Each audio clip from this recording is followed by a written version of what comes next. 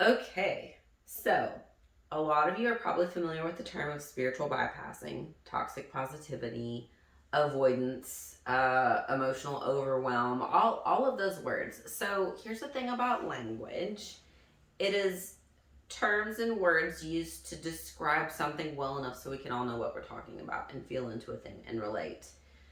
There is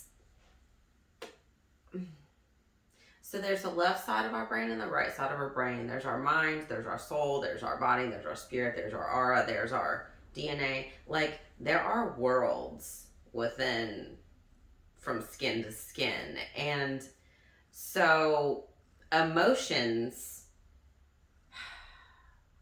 emotions are one of those things that in the healing world, in the medical world, in the coaching world, we're now trending toward coaching around feeling something.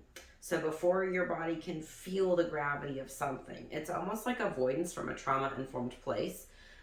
When your body is feeling something, to avoid that body trigger, there's this thing where sometimes, if you're not careful, you can be coached out of feeling it, or learn how to avoid it, or learn how to bypass it because the feeling is a thing that we're trying to avoid because we just want to feel better. There's a difference between feeling better and being with and releasing something so that we can feel better all the time.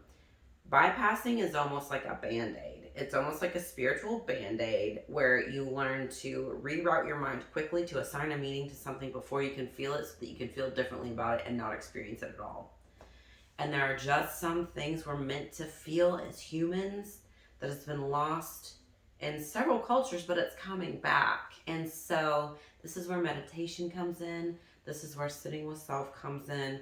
This is where allowing space and time to feel everything without distraction comes in. This is where sensory deprivation comes in. And all that stuff means is taking out the stimulation from the external world and being with all of your internal world, because we are in a place of, there is always a distraction that we can have. There's always information we can take in. There's always information we can consume. We are consumers of narratives. We can consume millions of narratives in a day and never be finished. But the power is in the internal world.